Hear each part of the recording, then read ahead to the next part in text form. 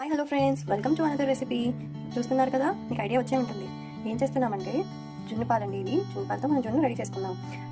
5 ఇంగ్రీడియంట్స్తోని మనం ఈ జున్నుని రెడీ చేసుకుంటున్నామండి. ఏంటంటే చూద్దామా. ముఖ్యంగా మనకు కావాల్సినవి జున్ను పాలండి. నేను 250 ml తీసుకుంటున్నాను జున్ను పాలు.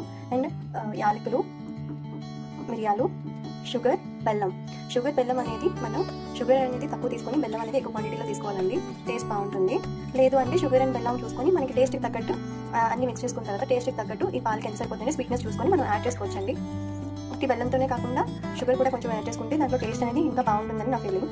మీరు కూడా ట్రై చేయండి. ఓకేనండి. ఇప్పుడు ఈ ఇంగ్రీడియంట్స్ అన్ని తీసుకున్నాం కదా. ఇప్పుడు ఇంగ్రీడియంట్స్ ఒక ఖాళీ బౌల్ తీసుకొని పాలు అనేవి దీంట్లో వేసుకుందామండి. తీసుకున్నాం కదండి పాలు దీంట్లోకి. ఇప్పుడు దీంట్లోని మనం ఈ యాలకులు, మిరియాలు అనేవి కొంచెం దంచుకోవాలండి. నేను తీసుకున్న క్వాంటిటీకి ఒక 2 యాలకులు, ఒక 5 దాకా మిరియాలు వేసుకుంటున్నానండి. ఇదిగోండి ఫ్రెండ్స్, ఈ 2 యాలకుల్ని 5 మిరియాలని తీసుకున్నాను. ఇప్పుడు వీటిని పౌడర్ వేసుకుందామండి.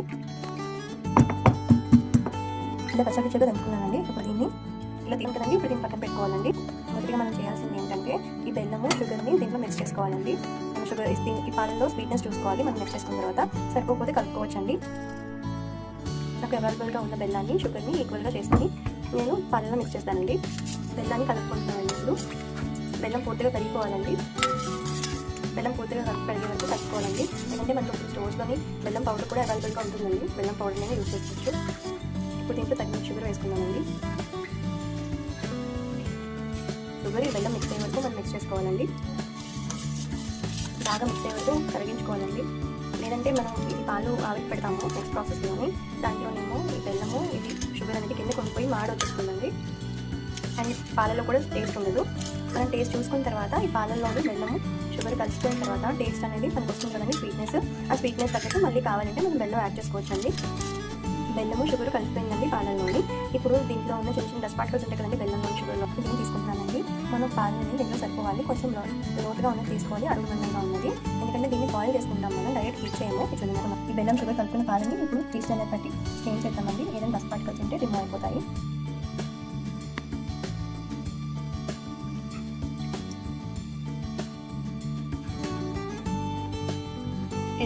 లో ఫ్లేమ్లో 10 minutes బాయిల్ అయిన తర్వాత స్టవ్ ఆఫ్ చేసుకున్నానండి.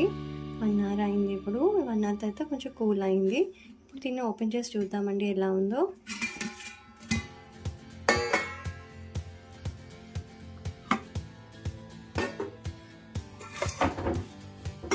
ఇది కుక్ అయిందో లేదో మనకి ఎలా తెలుస్తుందంటే చాక్ తీసుకొని ఇలా గుచ్చుకొని చూడాలండి. ఏది స్టెయిన్ లేకపోతే పర్ఫెక్ట్గా కుక్ అయినట్టండి. ఇప్పుడు దీన్ని రిమూవ్ చేసుకుంటామండి. దీన్ని ఇప్పుడు రౌండ్గా స్క్రాప్ చేసుకోవాలి.